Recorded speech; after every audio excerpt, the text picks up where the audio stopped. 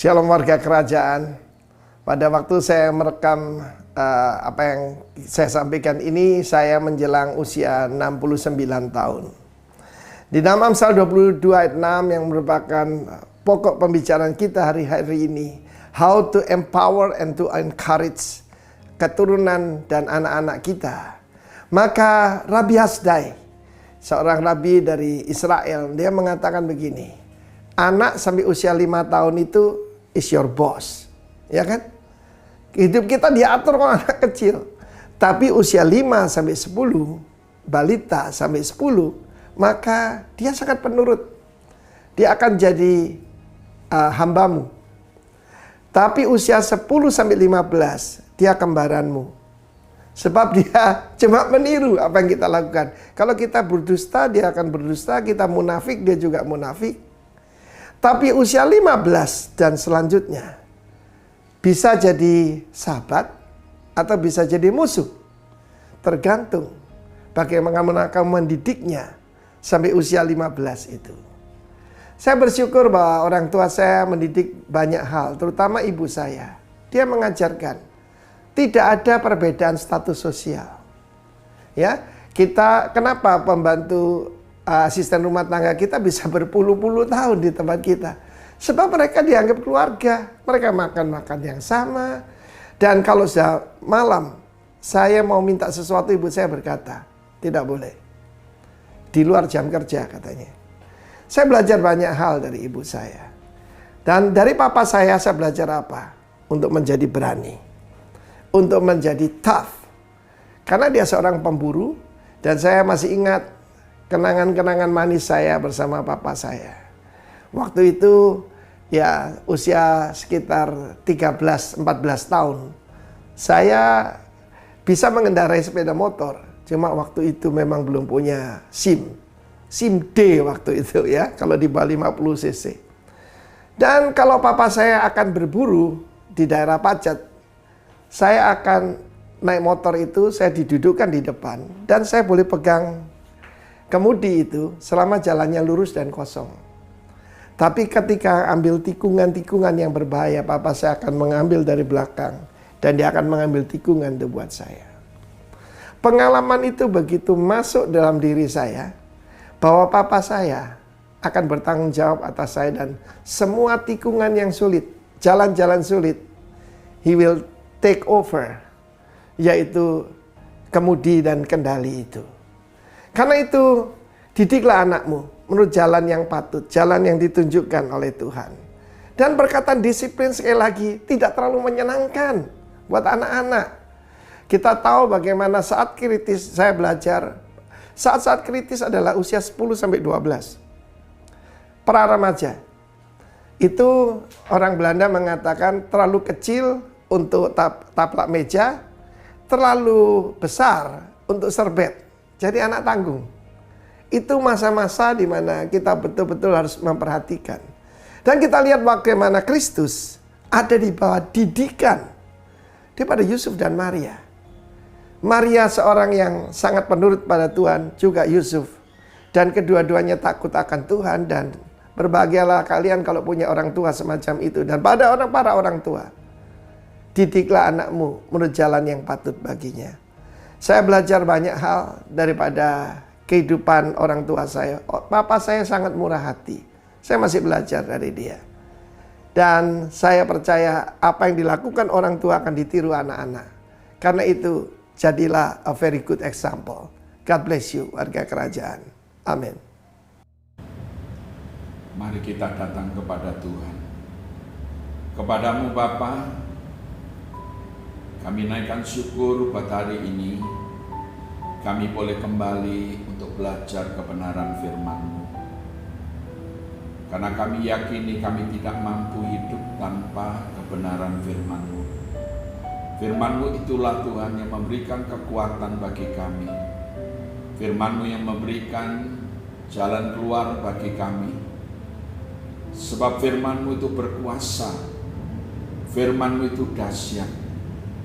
Mari Roh Kudus tolong kami untuk belajar kebenaran firman ini, supaya firman ini sungguh-sungguh kami mengerti dan termeterai dalam hati kami, sehingga kami boleh mengalami pertumbuhan rohani untuk di masa-masa yang sulit ini. Kami tetap percaya dan kami tetap berharap bahwa Tuhan berdaulat atas hidup kami dan Tuhan selalu punya rencana yang baik atas hidup kami. Terima kasih Tuhan, pakai hamba-Mu, Roh Kudus tolong hamba-Mu untuk menyampaikan kebenaran firman-Mu. Terima kasih Tuhan, di dalam nama Tuhan Yesus. Haleluya. Amin. Shalom, puji nama Tuhan saudara. Hari ini sama-sama saudara bisa membuka di rumah saudara masing-masing dari Injil Yohanes pasal 11. Sekilas saya akan menceritakan dan poin-poin firman Tuhan dari ayat-ayat akan saya baca sehingga saudara boleh mengerti kisah ini, karena apa yang diceritakan oleh Yohanes 11 adalah hal-hal yang luar biasa sesungguhnya. Kalau kita mau menangkap, kita mau merenungkan, kita mau mempelajari firman Tuhan. Nah, di dalam Yohanes pasal 11 ini, kalau saudara membaca ayat 1 sampai dengan selesai, perikop yang ditulis oleh lembaga Alkitab adalah Lazarus dibangkitkan. Nah, kisah ini diawali ada sebuah kampung Betania di mana tinggal keluarga kecil, yaitu Maria, Marta, dan Lazarus. Ketika bersaudara ini, saya percaya mereka bertiganya adalah orang yang dikasihi oleh Tuhan.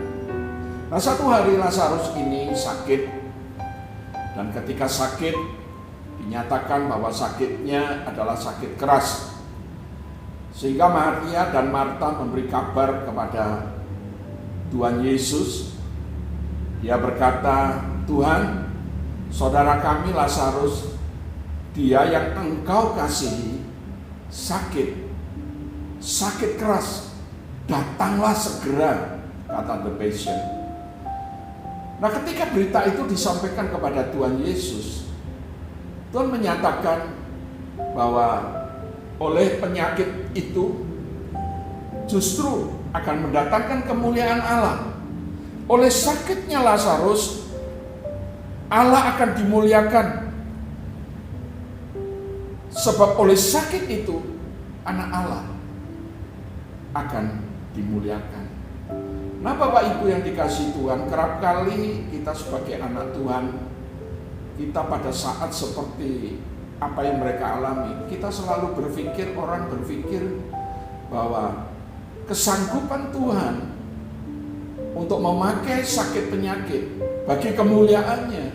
Orang selalu cenderung berpikir bahwa kalaupun Lazarus itu sakit, pastilah Tuhan yang menyebabkan. Sebab tujuan Tuhan untuk kemuliaannya. Saudara, banyak orang berpikir seperti itu.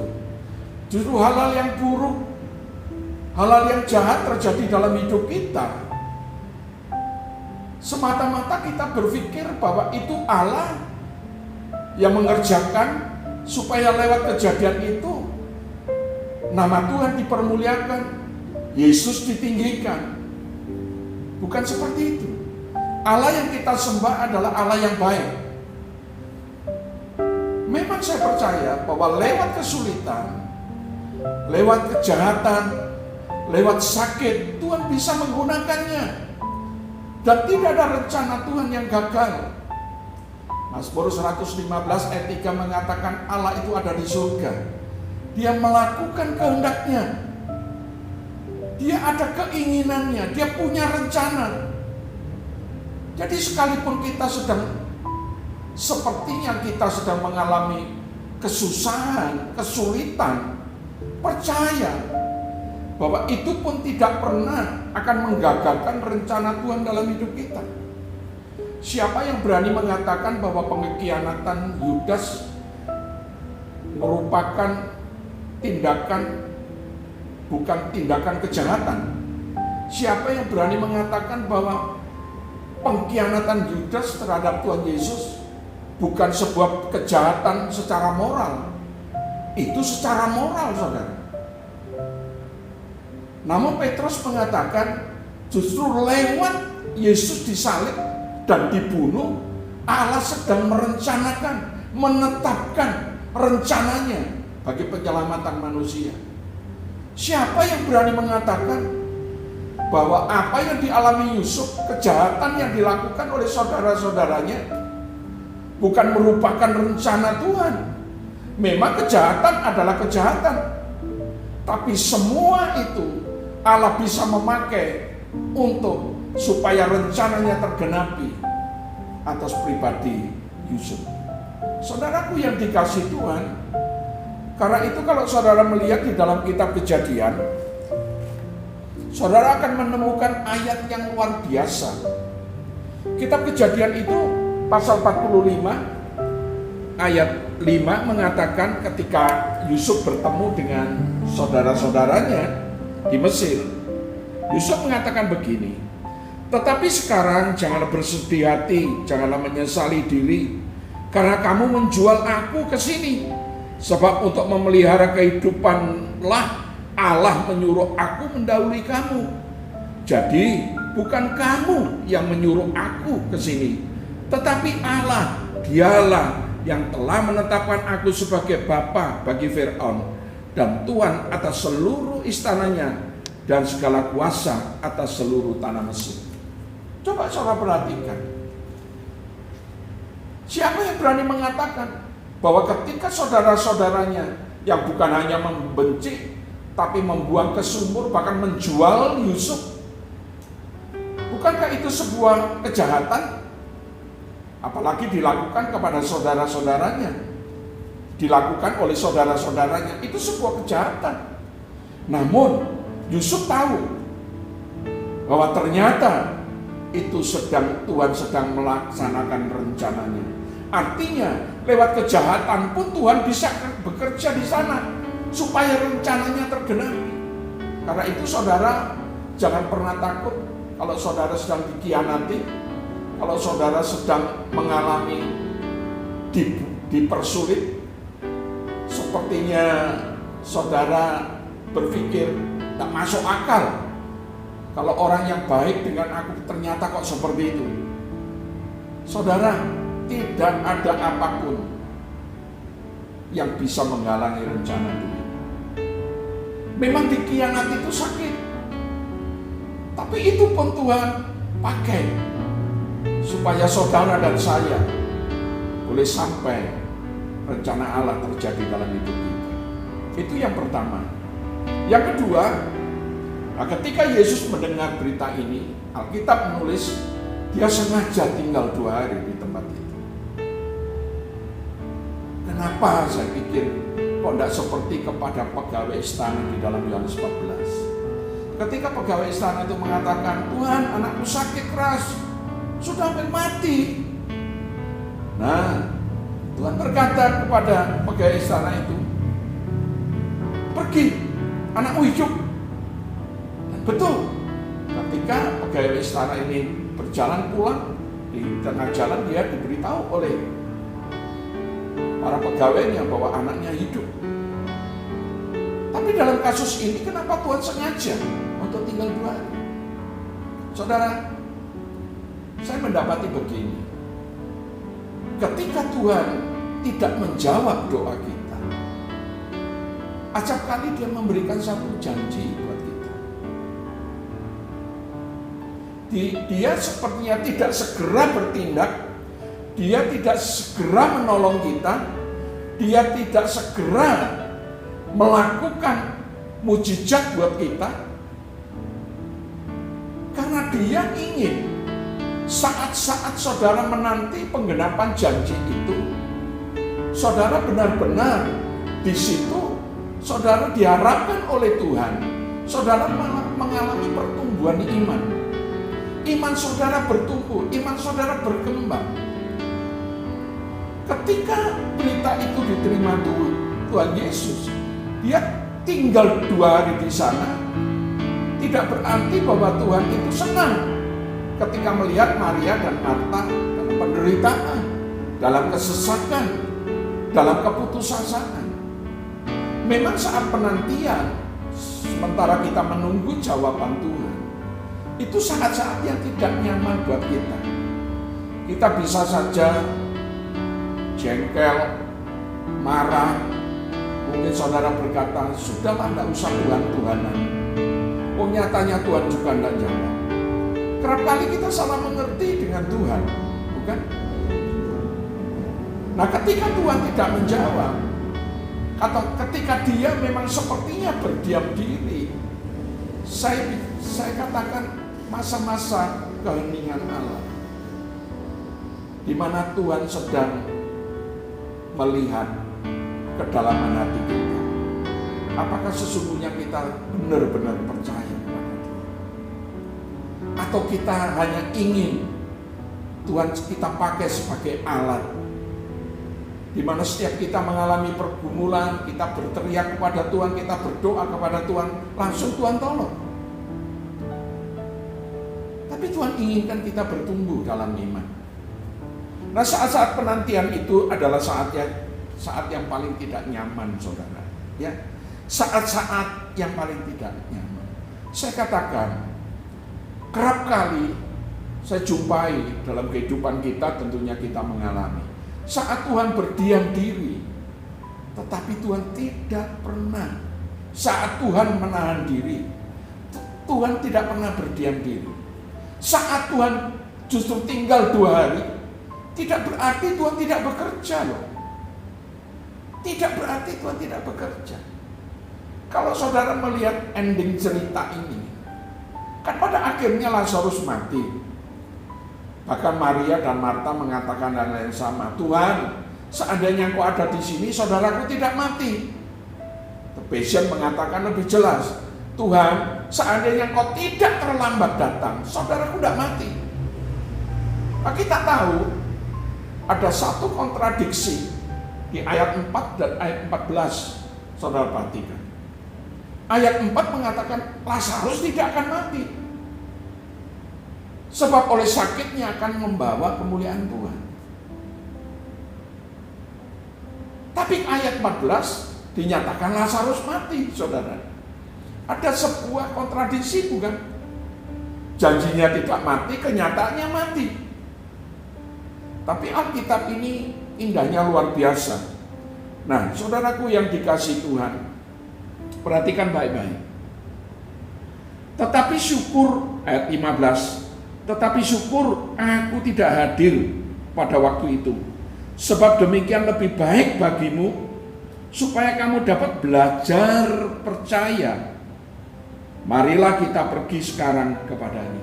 Perhatikan baik-baik.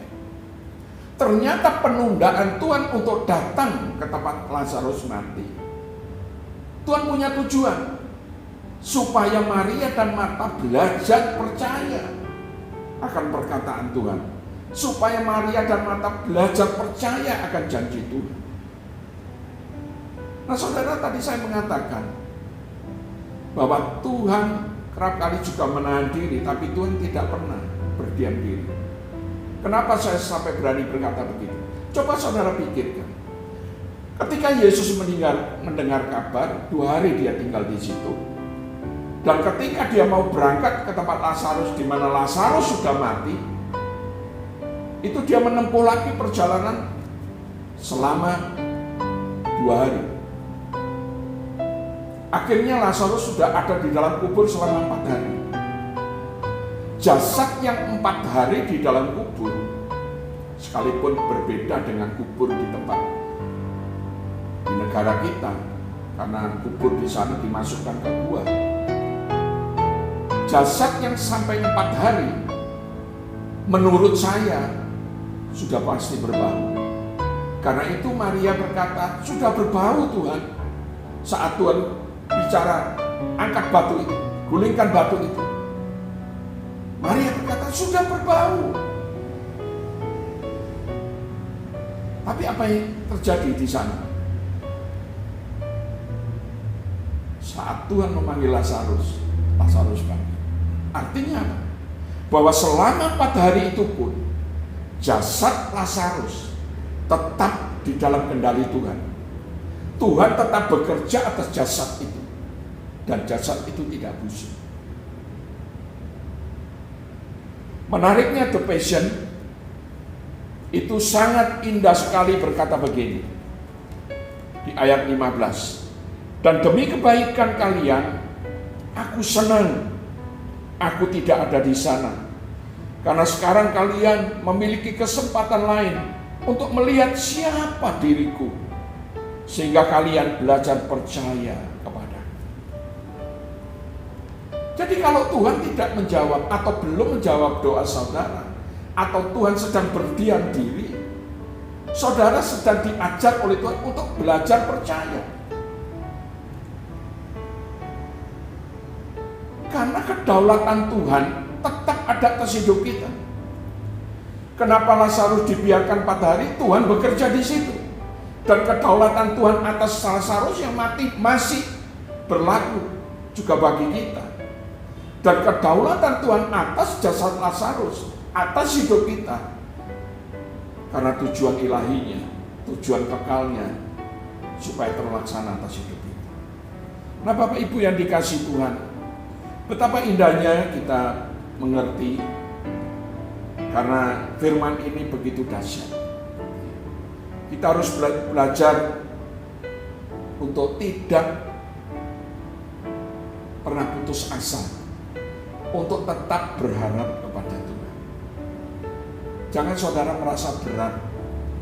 Mungkin saudara berkata ketika Tuhan sepertinya tidak menjawab, saudara berkata, sampai kapan? Khususnya masa-masa pandemi ini saudara berkata, sampai kapan ini? Sampai kapan? Karena saudara sudah tidak bisa kemana-mana. Saudara harus membatasi diri untuk bepergian, untuk bergaul. Bahkan sampai hari ini kita pun belum bisa beribadah secara offline. Di hati kecil kita mungkin kita bisa berkata sampai kapan. Tapi percayalah terhadap kasih setia Tuhan. Percaya tetap perkataan Tuhan, bahwa Tuhan itu tidak pernah berdusta. Saudaraku yang dikasih Tuhan, bukan hanya saudara dan saya. Daud pernah mengalami, kalau saudara membaca di dalam Mazmur 13, sampai kapan Tuhan Engkau meninggalkan aku? Sampai kapan Engkau menyembunyikan wajahnya terhadap aku? Kita pernah seperti itu, saudara. Saat mengalami pergumulan, saat mengalami tekanan, kesulitan, kita bisa saja mengalami, mengatakan seperti itu. Tapi bagi Tuhan, jauh lebih baik kita mengatakan sampai kapan daripada kita membelakangi Tuhan. Nah, Daud sendiri tahu persis saat dia mengalami kesusahan itu, saudara, dia berkata sampai kapan, sampai kapan. Dan dia memutuskan satu perkataan di ayat 6 Mazmur 13 mengatakan, tetapi aku kepada kasih setiamu aku percaya, hatiku bersorak-sorak karena penyelamatanmu. Aku mau menyanyi untuk Tuhan karena Ia telah berbuat baik. Di tengah-tengah tekanan kesulitan, mari percayai perkataan. Daud mengatakan, aku tetap percayakan kasih setia Tuhan. Aku tetap percayakan perkataan Dia. Aku akan memuji-muji Dia. Aku akan bersorak-sorak bagi Dia. Sukacita di dalam Tuhan bukanlah kekuatan kita. Karena itu jangan pernah putus asa, saudara. Ya, jangan pernah putus asa. Tetap bertahan, tetap percaya. Karena Tuhan berkata Bilangan 23:19, Tuhan tidak seperti manusia sehingga Dia berdusta. Dia tidak pernah mengatakan sesuatu yang Dia tidak lakukan. Dia tidak pernah menjanjikan apapun yang Dia lupa. Dia bukan manusia, saudara. Apapun yang Dia katakan bahkan ratusan tahun sebelumnya, ujungnya digenapi. Betapa indahnya kita punya Tuhan seperti itu. Belajar percaya akan perkataan Tuhan. Belajar percaya akan kasih setia Tuhan. Bahkan Rasul Paulus di dalam 2 Timotius 1 ayat 12 Rasul Paulus mengatakan begini, karena aku tahu kepada siapa aku percaya, aku yakin bahwa dia berkuasa memeliharakan apa yang telah dipercayakannya kepadaku hingga pada hari Tuhan. Kepada siapa saudara percaya? Kalau saudara percaya kepada hal-hal yang dari dunia, saudara akan kandas. Tapi percayakan perkataan Tuhan, percayakan kasih setia Tuhan. Karena itu ketika saya membaca Mazmur 34 ayat 9, dikatakan di sana, kecaplah dan lihatlah betapa baiknya Tuhan. Logika berpikir kita harus mestinya kita berkata, lihat dan kecaplah. Kita baru melihat dan kita baru mengecap, bukan? Tapi Mazmur mengatakan kecap dan lihat. Kalau lihat di depan saudara, kita akan terombang-ambing, kita tidak akan pernah mengecap kebaikan. Tapi saat kita mengalami akan kebaikan Tuhan, kita mengecap kemurahan Tuhan, kita mengecap pertolongan Tuhan, kita mengecap seluruh proses Tuhan dalam hidup kita, maka kita mau melihat tidak melihat, kita tetap percaya kepada Tuhan. Indah bukan? Karena itu jangan pernah putus asa. Jangan pernah putus asa. Kalimat yang bisa saya berikan kepada saudara, kata-kata yang mungkin harus saudara renungkan baik-baik. Kalau kita hidup dalam pengertian dan pengalaman yang dalam dengan Tuhan, kalau kita hidup dalam pengertian dan pengalaman yang dalam akan pribadi Allah, maka dalam menghadapi persoalan sehari-hari, cara kita memandang, cara kita merespon akan berbeda dengan orang lain.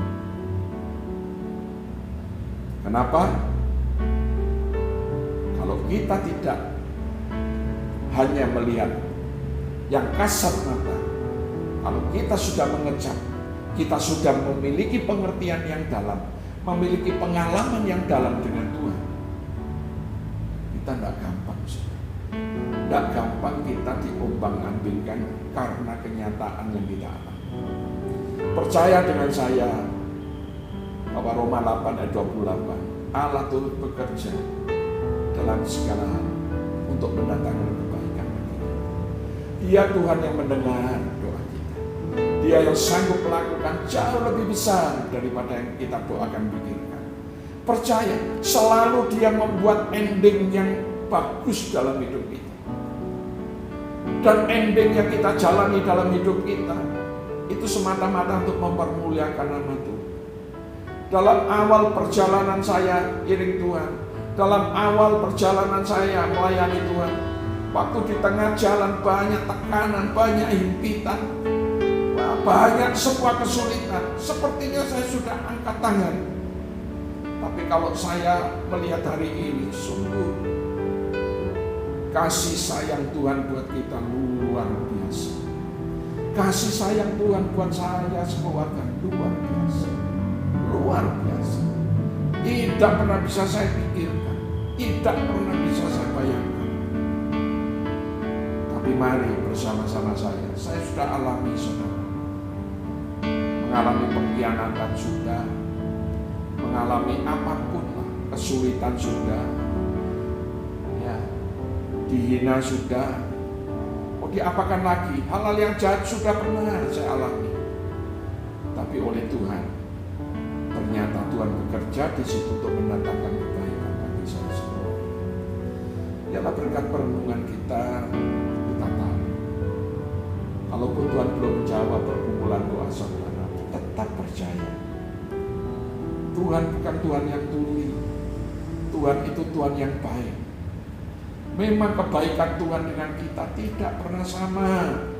Kebaikan kita selalu diukur kalau doa selalu dijawab. Hidup itu mudah, tidak pernah mengalami tantangan kesulitan. Itu hidup yang kita ingini. Tapi Tuhan tidak mau seperti itu. Kebaikan Tuhan dengan kita beda. Sebab kebaikan Tuhan selalu berhubungan dengan kedaulatan Tuhan Kebaikan Tuhan selalu berhubungan dengan tujuan kekalnya dalam hidup kita. Yalah kita belajar di sini. Kita tidak lagi menjadi orang Kristen yang cengeng, yang mudah putus asa. Bahkan di dalam pengkhotbah dikatakan bahwa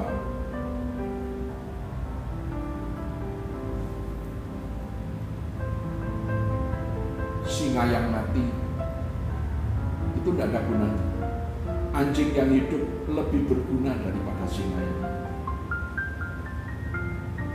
Artinya sekalipun kita mungkin kita tidak memiliki kekuatan seperti singa, tapi kalau kita masih hidup, kita masih punya pengharapan. Sebab Tuhan yang kita sembah adalah Allah yang hidup. Dia Allah yang bertanggung jawab atas buatan tangannya.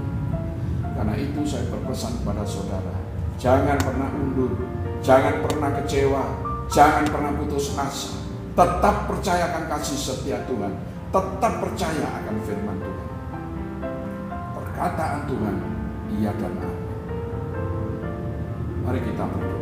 Kami naikkan syukur buat berkat firman-Mu, meteraikan firman-Mu di dalam hati kami. Berkati umat-Mu yang mendengar, berkati Tuhan supaya saat mereka mengalami tekanan, himpitan, kesulitan, mereka tetap percayakan kasih setia Tuhan. Mereka tetap percaya akan janji-janji Tuhan, sehingga mereka tidak akan pernah goyah. Justru lewat semuanya mereka semakin kuat di dalam Tuhan, memiliki fondasi yang kuat di dalam Tuhan. Karena pengharapan di dalam Tuhan tidak akan pernah mengecewakan. Terima kasih Bapa, di dalam nama Yesus.